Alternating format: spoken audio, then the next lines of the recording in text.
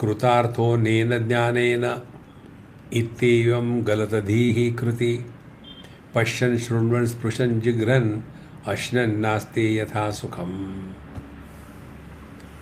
अनेन ज्ञानेन कृतार्थः, यह जो ज्ञान बताया 7वें श्लोक तक, इस ज्ञान से जो कृतार्थ हो गए हैं, कृतार्थ हो गए माने उनके जीवन में कृतकृत्यता आ गई, माने जो कुछ करना था, जो कुछ पाना था, जो कुछ खोना था, सब हो गया। इसको समझना हो तो सिंपल चीज समझो, आपको किसी रिट्रीट में जाना है। जैसे पिछली बार हम लोग गए थे अपने ऋषिकेश में, तो वहाँ पहुँचने के पहले कितने मन में विचार विक्षेप आते हैं, यार वहाँ कितने लोग हो गए, कैसा होगा, वो सर्टिफिकेट लिया नहीं मैंने, पता नहीं वो अलाउ करेंगे कि नहीं करेंगे, मैं बोल दूंगा झूठ में कि नहीं मैं भूल गया लाने का, मेरे पास है असल में। अनेक प्रकार के विचार विकल्प संकल्प, और एक बार हम वहाँ पहुँच गए फिर सब खत्म। माने कृतकृत्य, माने जीवन में जो उपलब्धियाँ होनी चाहिए थी वो उपलब्धियाँ हो गई, उसको कहते कृतार्थः। और अनेन ज्ञानेन, तो जो कर्म की कृतार्थता होती है वो अपूर्ण रहती है। आपने आपके माँ बाप के लिए विवाह किया, जितने भी होते ना ये बेवकूफ़ लोग ऐसा ही कहते हैं कि मेरी तो बिल्कुल इच्छा नहीं थी, मैं माँ बाप के लिए शादी कर रहा हूँ। तो आपने माँ बाप के लिए विवाह कर लिया, कृतार्थ हो गए। नहीं फिर बच्चे चाहिए, बच्चा हो गए कृतार्थ। नहीं बच्चों को बड़ा करना है, बच्चे बड़े हो गए कृतार्थ। नहीं उनकी शादी करनी है। देखो, कर्म के द्वारा कृतार्थता नहीं आती, ज्ञान से ही कृतार्थता आती है। देखो, कृतार्थः अनेन ज्ञानेन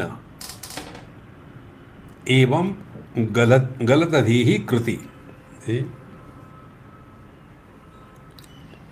अब उसके जीवन में कुछ नहीं प्राप्त करने का, और इसीलिए गलतधीः, अब उसमें धी यहाँ शब्द है मैं, अब उसमें मैं का कहीं नामो निशान नहीं।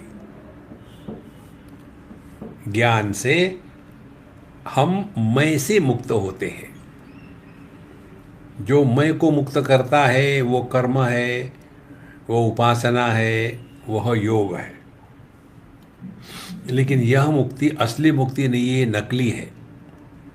देखो, चाइना का माल है, असली नहीं। कृतार्थो अनेन ज्ञानेन एवं गलतधीः कृति, जिसके जीवन से यह बुद्धि, यह मैं, मुझे ये चाहिए, मुझे वो सब खत्म हो गया, क्योंकि मैं ही खत्म हो गया। फिर ऐसा कैसा है? पश्यन, देखते हुए, शृण्वन, सुनते हुए, स्पृशन, स्पर्श करते हुए, जिघ्रन, गंध का अनुभव करते हुए, अश्नन, खाते हुए, आस्ते यथा सुखम, हर क्षण वो मौज में है। देखो, क्योंकि उसमें मैं है ही नहीं, दुखी होने वाला जो मैं है वो है ही नहीं, और इसीलिए हर हाल में खुश है।